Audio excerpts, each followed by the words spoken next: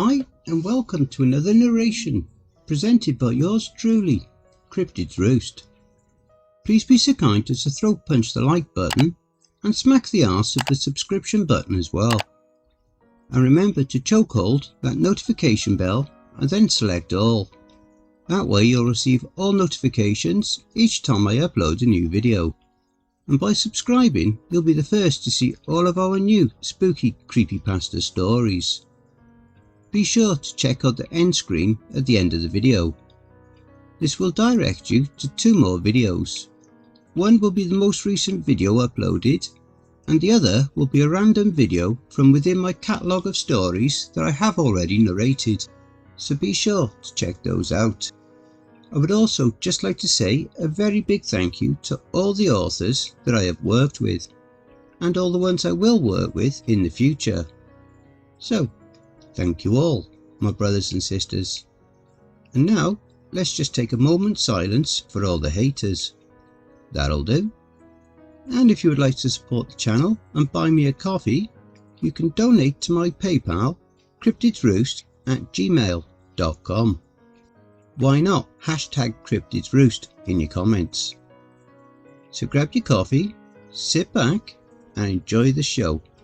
And don't forget, where fear is, happiness is not. File 0.3 The Dead Ones, Part 4. This awesome series is written by Getyaisha, a wonderful author over on Reddit. And if you would like to read more of his works, the Reddit link to his profile will be below in the description. Lying in his cell, staring up at the ceiling, Hicks made plans for when he was released from the hole. He'd been put in isolation for nearly beating another inmate to death 90 days earlier.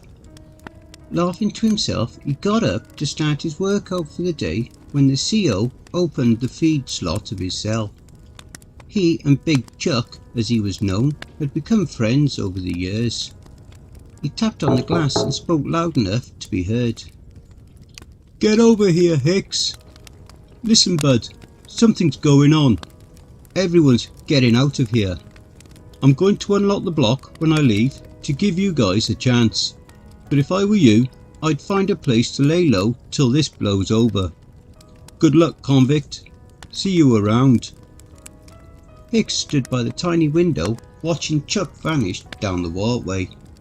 For a moment he thought it had been a joke, till the locks disengaged. It didn't take long for all hell to break loose. It was a full-scale riot. This was a supermax. It housed the worst of the worst, and now they were all free. The attack started as soon as the inmates realised there were no guards.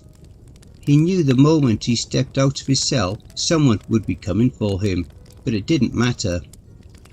This was his chance. He slipped out onto the block and made his way down to the control room before running into his first problem.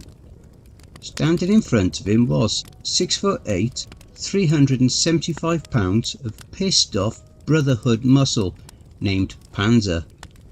The scar running from his forehead to his chin was courtesy of Hicks.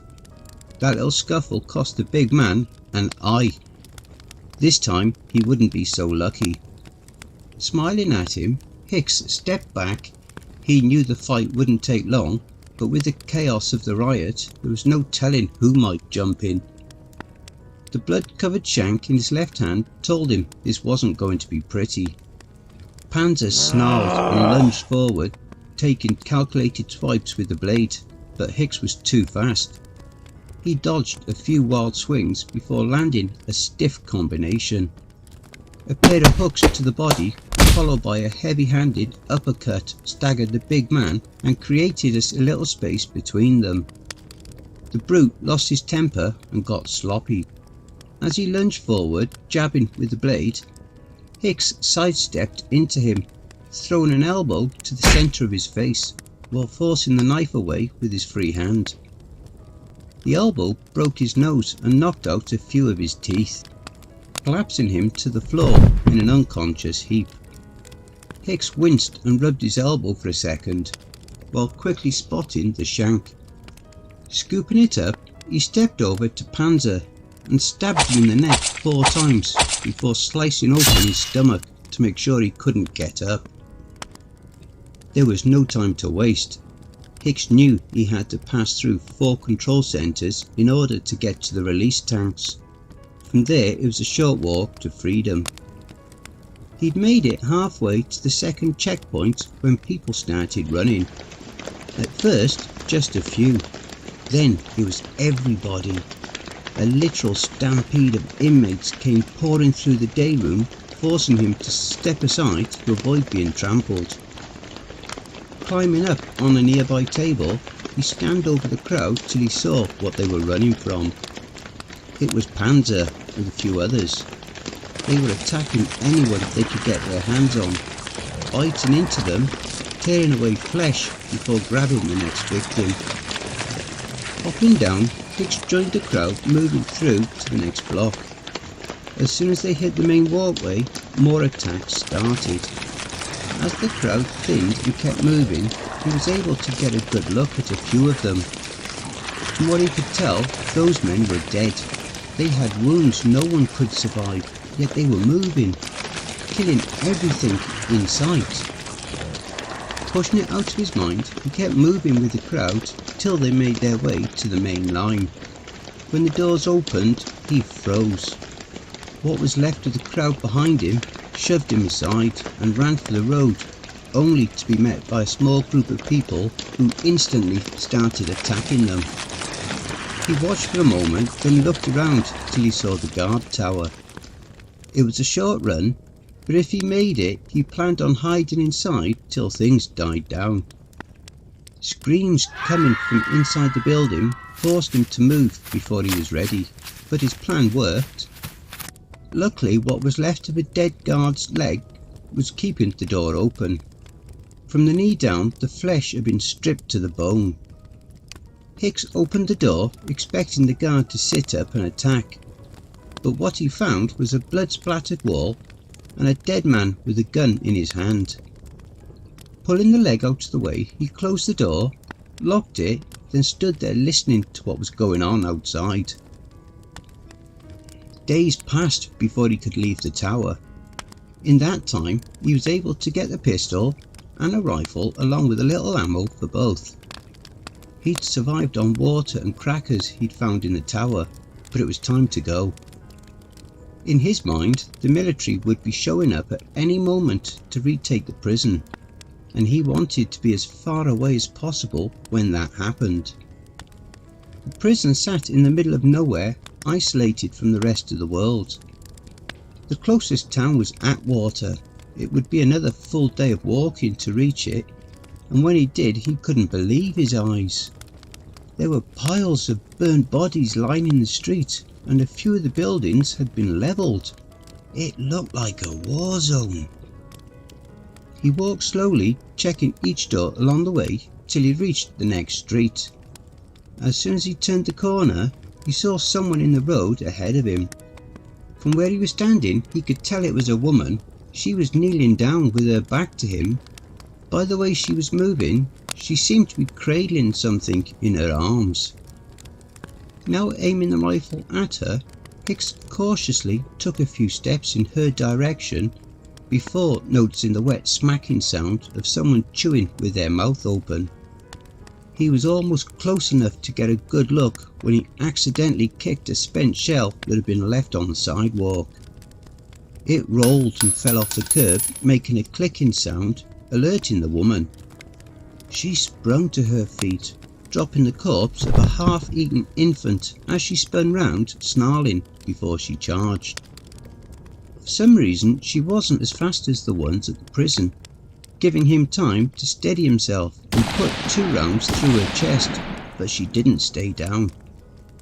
The shock of her sitting up almost stopped him from firing a 3rd shot, but when she tried to stand, he pulled the trigger, splattering her brains across the pavement.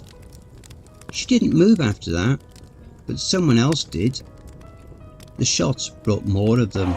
Some staggered while others ran. They were headed his way. With no time to spare, he darted down the closest alley to the next street. To his right, at the end of the block, there was a building with boarded up windows. To the left, burnt out cars blocked the road, and he could see more of them shambling towards him. There wasn't much of a choice. Sprinting towards the building, he prayed there was a way inside. When he got closer, he could see an access ladder to the roof near the dumpsters. The sound of them getting closer only pushed him harder.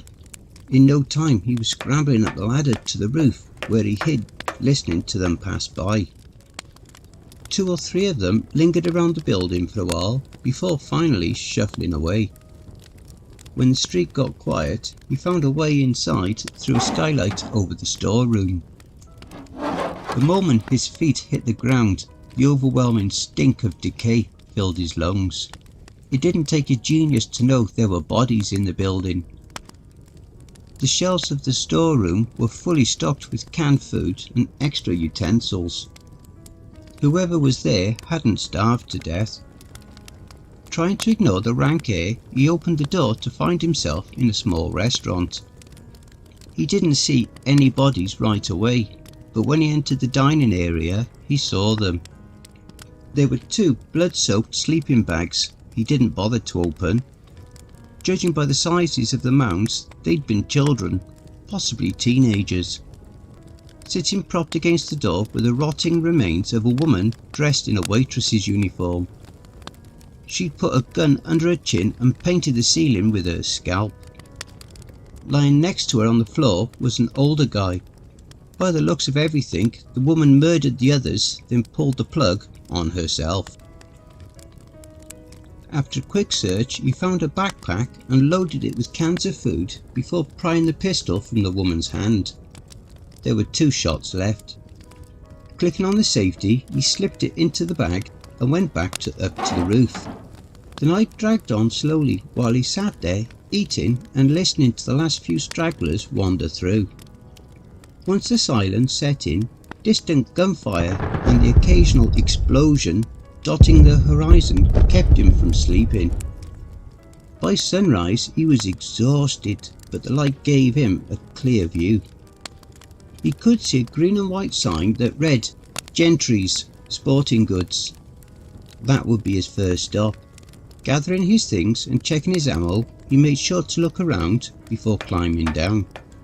During the walk, he thought about the stories he'd heard in the yard. A few days before getting sent to the hole, everyone was talking about Smitty. The word was he'd killed his cellie and was eating him when the guards got there. He hadn't thought much of it at the time, but now he was starting to wonder if it was true. There'd been a lot of stories about guys going crazy after listening to the radio or watching television. As a matter of fact, all televisions and radios had been removed from the prison after a small riot broke out in one of the pods. It was too much to think about. Clearing his mind, he appeared around the next corner, locking his eyes on the man staring at his own reflection in the window of Gentry's. His body was partially burnt and one of his arms was missing. Taking a second to look around, he considered taking the shot, but after the last time it wasn't worth the risk. He was just about to move on when someone else took the shot for him. The man in the mirror's head exploded as 2 people ran in from the right. The pair rushed to the doors and stopped. The taller of the 2 was fumbling with a set of keys while the other kept a lookout. After a second, the doors came open and they hurried inside. Staying put, he watched for a moment, and just like he thought, the shot attracted attention. He noticed the few that straggled in were slow and stiff, nothing like the night before. They slowly staggered and stumbled their way to the entrance just as the doors swung open and the 2 that went in came out, guns blazing. They mowed through those things, then took off, running, leaving the shop doors open. Once they were out of sight, Hicks ran over and went inside, being sure to close the doors behind him. Not wasting a second, he found a bigger backpack and loaded it with beef jerky, water and ammo. He'd just finished changing clothes when the sound of someone racking a shotgun behind him froze him in place. Slowly raising his hands, he stayed as calm as possible. The guy behind the gun had a young sounding voice. "Are you stealing our shit?" he asked sarcastically. The girl's voice chimed in from a little further away. "There's an ADX uniform over here. He's from prison." Hicks could almost hear the guy tense up as he told him to put his hands down and turn around. Now he was staring down the barrel of a 12 gauge being nervously aimed at his head by a teenage boy. To his left, an even younger looking girl with a hunting rifle strapped across her back. She was holding the discarded uniform as if it were evidence of something he'd tried to hide. Nodding his head, trying not to make any sudden moves, Hicks spoke up. "You don't want to shoot me, and I don't want to get shot. Just take a breath and relax. I don't want any trouble. If you let me collect my gear, I'll walk out of here and you'll never see me again." "By gear, you mean the shit you stole from us? Fuck no," the boy responded, taking a step closer. The girl, standing off to the side, shook her head in disgust. "Just let him have it. We can't take it all anyway." Narrowing his eyes at Hicks, the boy lowered the gun a little and glanced over at her. That one mistake was all it took. Hicks snatched the gun away and used the stock to crack the kid in the forehead, knocking him flat on his ass. As he took aim at the girl and stopped, she went wide-eyed and he smirked. "Doesn't feel good, does it?" Chuckling to himself, he ejected all the shells from the shotgun and handed it to her. "That guy's gonna get you both killed. Better put a leash on him before it's too late." Staying true to his word, he gathered his gear and left. Whoever those kids were, they weren't his problem. His next order of business was a car. After 2 hours of searching, he found a blood-covered El Camino. The hood was partially caved in, the windshield was shattered and it had a flat tyre, the tank was full and the keys were in the ignition. With a little effort, he was able to remove the rest of the windshield, then drive it to a nearby gas station. Since electricity was still on, he was able to fill a few cans with extra gas before changing the tyre. He was in the process of removing the flat when gunfire from somewhere close by grabbed his attention. Brushing it off, he changed the tyre and tossed an extra one in the bed just in case he needed it. Once he was all set, he scavenged the gas station, collecting anything else useful for the trip. On his way out the door, he glanced over at the still fully stocked beer cooler. It had been 6 years since he'd had one, and right then felt like the perfect time. Walking over, opening the door and pulling one out, he cracked the cap of a frosty tall boy and took a long drink. The taste put a smile on his face. For the first time in a long while, he felt free. It didn't last long. The groans and snarls of a slow-moving pack told him it was time to go. Quickly taking another gulp, he put the can down, then grabbed 2 more from the cooler and stuffed them in his bag. Keeping his eyes locked on the door, he slipped the backpack on and grabbed his rifle. He didn't want to move without seeing where they were coming from. By the sound of it, they would be at the door soon. There was no quiet way to get out the store. Running out of the emergency exit would sound the alarm and shooting was just as bad. Smiling to himself, he switched the rifle to semi-auto and took aim. It wasn't long before the first 2 were cramming themselves through the doorway, snarling as they fought for position. Knowing he wouldn't be able to get a headshot every time, Hicks fired low, taking their legs out as a third shambled into the opening.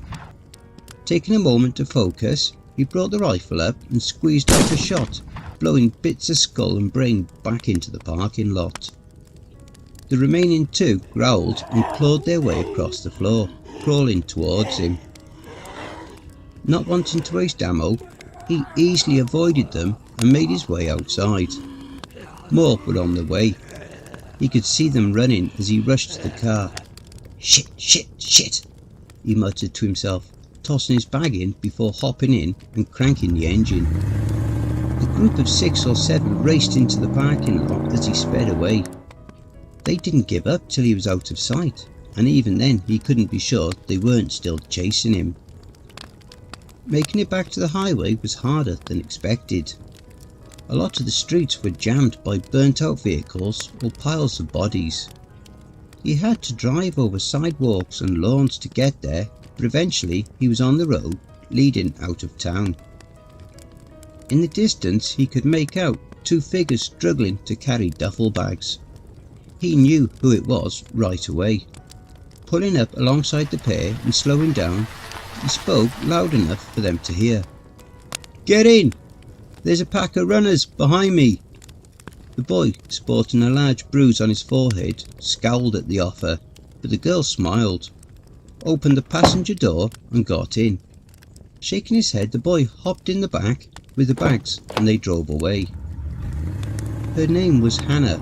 The boy turned out to be her next door neighbour, James. They'd wound up together after his father and sister tried to kill him. According to her, the whole town went insane a few weeks earlier after a strange television broadcast. "It was the creepiest thing I've ever seen. Some weird looking guy was on every channel. He just sat there staring into the camera, not saying anything. Right before it went off, he smiled and said, 'You're welcome.'" She went on to tell him about one of her neighbours running people over with his car before getting out with an assault rifle, shooting everyone. For over an hour, Hannah droned on, filling his head with stories about old women attacking kids and angry mobs beating people to death. As bad as all of it sounded, none of it compared to what had happened to her family. After my dad found James in the back of a police car, we all hid in the attic of my house. My mom and dad were trying to keep my little sister quiet, but she wouldn't stop crying. That's when my dad started acting weird. He kept saying we had to shut her up, but she was just a baby. She didn't know what she was doing. He yelled at my mom and told her that if she didn't do something about it, he would take Charlotte and throw her out of the window. I guess my mom didn't like that. Later that night, after we'd fallen asleep, she slit his throat and laid there next to his body till he turned. We woke up to them wrestling and Charlotte screaming her head off. I tried to get to her, I really did, but every time I got close, my dad would try to attack me and my mom would have to hold him back. I didn't want to leave her. My mom kept screaming at us, telling us to run. If it wasn't for James pulling me out of there, I don't know what might have happened. Hearing her story made Hicks wonder if the woman he'd seen eating the baby had been Hannah's mother. Deciding to keep it to himself, he drove till nightfall, then pulled off to the road to gas up and stretch. Since Hannah was a better shot, James put the gas in while she stood watch and Hicks kept an eye on the road. As he stood there looking for headlights on the highway, the sound of the boy laughing caught his attention. Turning to get a look, he saw him standing there smirking at something he was watching on his cell phone. "You've had a cell phone this entire time? Why didn't you say something?" he asked angrily, before storming over and grabbing it out of his hand. "Fuck you! Give me my phone!" he snapped while trying to snatch it back. Smiling, Hicks punched him in the chest hard enough to make him gasp. "Calm down or get knocked out, your choice." Giving him a sour look, James stepped back. Quickly dialing the number while keeping an eye on the boy, Hicks waited for someone to pick up. After a few rings, the line clicked and the voice he was hoping to hear responded. "Who is it, and what do you want?" The voice belonged to Phil, a black market merchant who specialised in getting people out of the country. The two worked together for years before he went to prison. If anyone would have a way out, it was him. "Wake up, old man. I need your help." There was a pause before he responded. Holy shit! I should have known you'd pop up, sooner or later. Heaven doesn't want you, and hell can't hold you. How's life on the other side, brother? Their conversation was cut short by Hannah yelling, "There's someone coming!" He ended the call by telling his old pal they were headed his way before tossing the phone back to James. Headlights flickered in the distance as two vehicles approached on the highway. Looking through the scope of her rifle, Hannah called out again, "It's a school bus and a police car. Maybe they can help us." "Yeah, maybe," Hicks responded while motioning for James to join Hannah by the car. Ignoring his command, the boy grabbed his shotgun and stayed put.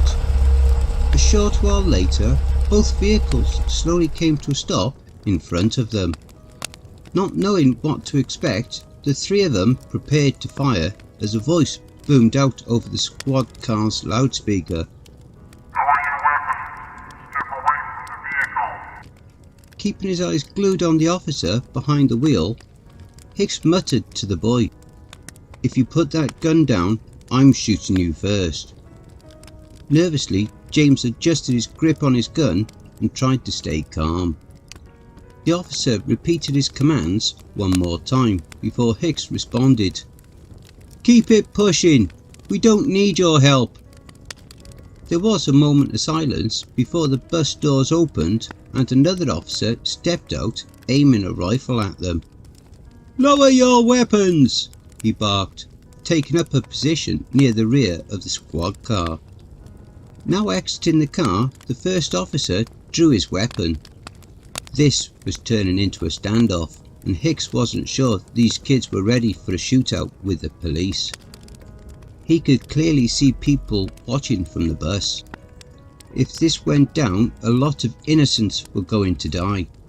Shaking his head, he lowered his weapon and muttered to the boy, "Relax, let's just hear them out." James smirked, grumbling something under his breath. "Asshole," then lowered his weapon. Neither of them had been paying attention to Hannah, who was still positioned by the car, aiming at the officers. Feeling as though they were complying, the first officer called out from his position, "We are evacuating these folks to a safe zone 1 town over. I'm sure they'll take you in. You can follow us there, but we have to get off this road." Thinking about it for a second, Hicks glanced back at Hannah and nodded before turning his attention back to James. "You two should go with them. I'm better off alone." Without a second thought, the boy waved her over and they hurried to the bus. Once they were on board, Hicks got in his car and followed them down the highway. They'd been on the road for close to an hour when gunshots erupted from inside the bus. It swerved across the road, losing control before tipping over. Slamming on the brakes, Hicks threw his car in park, then grabbed his gun and got out. More gunfire followed by screams echoed through the night air as he watched from cover. Muzzle flashes lit the inside of the bus. From where he was crouched down, Hicks couldn't see who was shooting. When the gunfire finally stopped, the emergency exit at the rear of the bus swung open and someone tried to climb out, but they didn't get far. A single blast from a shotgun ended their escape plans. A few seconds later, a blood-soaked James climbed out with Hannah close behind. The officer who'd been escorting them ran over from his squad car only to be gunned down by the pair before they celebrated what they've done. They danced around in circles laughing till they spotted Hicks. Hannah smiled and happily waved to him as James opened fire, forcing him to duck for cover. He could hear the girl laughing as the boy yelled, "Hey, fuckhead! Smile for the camera!" before firing another shot. Then it got quiet. Popping his head out to get a look, Hicks didn't see either of them. Cautiously scanning the surrounding area, he moved to get back in the car and heard movement coming from the brush lining the road. As he opened the door, the crack of someone stepping on a twig caused him to turn and fire a blind shot. It was a hit. Hannah's voice cried out in pain, just as a muzzle flash from a shotgun blast lit up the darkness to his right. The shot missed, giving Hicks a chance to duck behind the car door before he could fire again. He had to think fast. The door wasn't bulletproof, and one of those shots could punch through at any second. Quickly getting in the car, he threw it in drive with James blasting away. Ducking to avoid getting hit, Hicks was driving blind, causing him to collide with the overturned bus. The impact sent the car off the road where he hit a tree and stopped. Even though the car wasn't moving fast, the crash was disorientating. Gathering himself, Hicks reached for his gun, and as he did, the click of death from his left made him pause. The kid was out of bullets. He glanced over to see him standing a few feet away, holding a useless weapon. Tossing it aside, James pulled a knife from his waistband and charged in, screaming. Hicks turned and fired, hitting him square in the chest, dropping him instantly. He could hear the boy wheezing out his last few breaths as the road fell silent. Slowly getting out, he looked down at James lying in the dirt. He was wide-eyed, blankly staring into the night sky. Shaking his head, Hicks looked back at the road. The police car was in good shape. Any port in a storm, he thought to himself, settling his mind to collect what little supplies he could from the El Camino. When finished, he stepped back out on the highway, hearing snarls and growls coming from the bus. A primal scream forced him to turn in time to see Hannah racing towards him. She was moving too fast, he couldn't get a headshot. Firing 2 quick rounds that knocked her down, he darted to the squad car and got in. As the door shut, she slammed into the side of the car, frantically clawing at the window trying to get in. The commotion alerted the ones on the bus, and in no time they were flocking to him. Cranking the engine, he put it in gear and sped away, watching the growing crowd behind him vanish in the rear view. It had been days since he'd slept. By the next morning he could barely keep his eyes open. The road sign ahead was advertising a truck stop and hotel at the next exit. What he found was no doubt the cause of one of those fireballs he'd seen from the roof. The place looked like it had been hit by a bomb. Nothing but scorched earth and rubble. Finding a place to lie low didn't take long. Once he was sure no one could spot him from the road, he finally took some time to search the car. The trunk was a gold mine. Guns, ammo, body armour and MREs. The problem was the car would attract a lot of attention, and that was the last thing he needed. Muttering to himself, should have kept the El Camino. He grabbed a pair of gloves and a vest, then closed the trunk. There was no way he'd get any rest now that the sun was up. Getting back in the car, he realised there hadn't been any chatter on the radio. That's when he noticed it. The screen on the onboard computer had been spray painted black, and the radio had been ripped out. In no hurry to get back on the road, he sat rolling everything over in his mind. Even if he could get to Phil, what was the point?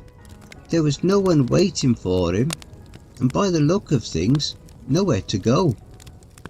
Letting the thought sink in, he relaxed in his seat, tilting his head back and closing his eyes for a moment. Before he knew it, he'd fallen asleep. Thunder rumbled across a cloudy sky, waking Hicks a few hours later. Sitting up, rubbing his eyes, he caught a glimpse of something moving not far from his hiding spot. As the first drops of rain came down, the ash-covered ground began to shift, revealing dozens of corpses that were now groaning, digging themselves up. He sat silently watching as the ones that could still walk got to their feet and shambled away. Before long there was a parade of scorched corpses plodding along as the rain started to fall. The noise of the engine would attract the crowd, but outrunning them would be easy.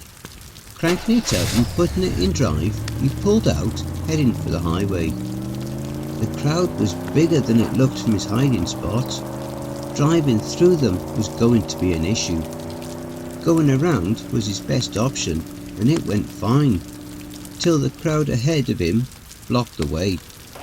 He wasn't stopping. Slowing to a controllable pace, Hicks pushed through the surging crowd, listening to their grotesque sounds and non-stop pounding against the car, till he hit the highway. Despite the rain, the roads were unusually clear. Aside from the occasional wrecked vehicle, there was no one for miles. Chalking it up to being in the middle of nowhere, he sped down the highway with the weather taking a turn for the worst. The sky was getting darker by the minute, and the wind was picking up. This was starting to look like a storm. Thinking he would get off the highway and wait it out, Hicks pulled off onto the first road he spotted. The dirt road ran past an old cemetery and led him to a two-storey farmhouse. The place had seen better days, but it looked solid, and there was a truck parked near the barn. Pulling up, he could see the windows on the first floor had been boarded up from the inside, and there were bodies scattered around the yard. The moment he put her in park, the front door of the house swung open and two people with guns rushed out, waving him in. Caught off guard by the way they were acting, Hicks sat there for a second, watching them. They seemed normal enough, but so did James and Hannah. Checking his weapons and hopping out, he ran up to the porch and stopped once he was out of the rain. The woman to his right quickly stepped back, aiming at him when she saw his face. "Where's Sheriff McClelland with the bus, and who the hell are you?" The man with her seemed shocked by her response. "Barbara, what are you doing? Put the gun down. They're supposed to be helping us. I lived here my whole life. I know the cops around here, and this guy ain't one of them. Now, like I said, where's Sheriff McClelland?" she demanded, taking another step back, preparing to fire. Seeing things were quickly getting out of hand, Hicks spoke up. "There was an accident on the highway. The bus was wrecked and the sheriff's dead. I escaped by taking the car after. I'm not a cop. I pulled off the road looking for a place to wait out the storm. That's what I'm doing here. If you can let me stay, I can give you food and weapons in trade." Barbara glanced at the guy she was with, then back to Hicks. "Have you watched television, listened to the radio, or looked at anything online in the last few weeks?" Once he assured her he hadn't. They went inside, where he met everyone. The guy who'd been at the door with her was Ben. He'd wound up there after wrecking his car on the highway. There was a younger guy there named Thomas, who was there with his girlfriend Judy. They were the ones with the truck that was parked by the barn. They were locals who'd rescued Barbara when they found her running through the graveyard. Thomas had been injured during the incident, and one of the people attacking Barbara bit him on the arm, and now he was sick. As the night rolled in, the storm intensified, eventually knocking out the power. They sat around a lantern talking for a while before the group told Hicks everything they knew about what was happening. According to them, someone found a signal that was driving people insane. When anyone who'd been exposed to the signal died, they would come back to life and start eating anyone they could get their hands on.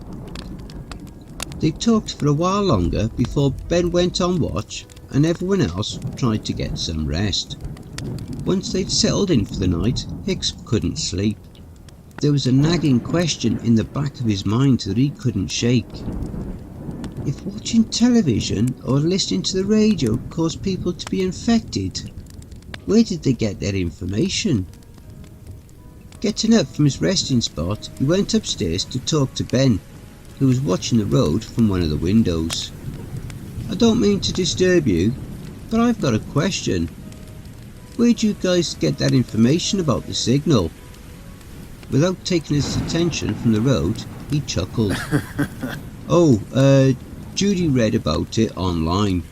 She said it was from some survivalist forum on Reddit. Why, what's up? His head while digging a pack of cigarettes out of his pocket. Offering Ben a smoke, he lit up and leaned against the frame of the door. It's nothing, I guess. I was just curious. I was wondering how you guys knew that stuff without being exposed. Leaning back in his chair, Ben tucked the cigarette behind his ear and sighed. Yeah, I wouldn't worry too much about that right now. The elephant in the room is what we're going to do about Thomas. That bite's infected and he's been acting strange. I told the others we shouldn't keep him with us, but they don't want to throw him out. Taking a long drag off his cigarette, Hicks thought about it for a second. So, what about the bites? Can you get infected that way? Nodding his head, Ben responded.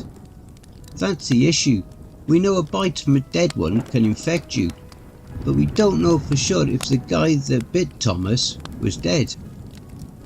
Before Hicks could fire off another question, Ben sat up in his seat and grabbed his rifle. Holy shit! Do you see that? He asked, pointing out the window. Narrowing his eyes to get a good look, Hicks paused. There had to be at least 30 dead ones staggering their way towards the house. They must have followed you. Wake the others and tell them to get ready. Things are about to get crazy. It only took a moment to wake the others and get in position, but between the wind and the rain, headshots were nearly impossible.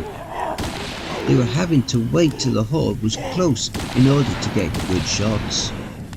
They took turns. 2 at a time would go to the window and take out as many as possible. When they had to reload, the other 2 would take their spots and keep shooting till it was time to switch again. With them staying focused, they were able to clear out the majority in no time. The handful that made it to the house did some damage, but the boards kept them out, and the group was able to put them down without getting hurt. When it was all said and done, there had been close to 50 of them. The small victory didn't come without a price. The noise attracted more attention from the surrounding area. With most of their ammunition gone, they wouldn't be able to sit through another wave. If they were going to escape, they needed something to distract the dead ones long enough for them to get away. Looking around, Judy blurted out an idea. When we escaped the horde at the gas station, it was because those things were attracted to the fire from the fuel pumps exploding. If we set the house on fire, we might be able to get out of here. There wasn't a lot of time to argue. Once everyone agreed to the plan, they got to work. Since the truck by the barn was out of commission, everyone would have to cram it into the squad car. While Judy and Ben were getting Thomas squared away, Hicks and Barbara took the lanterns they'd been using for light and set the blaze. Their timing couldn't have been better. The rain had calmed down enough for them to drive, and the incoming wave was crossing the pasture. Thick clouds of smoke billowed through the house as they all piled in the car and drove away. Don't forget, if you enjoyed that story, be sure to pop over to the author's Reddit profile and drop them a line, or even give them a glowing review. I'm sure they really would appreciate it. The link to their Reddit profile will be below in the description.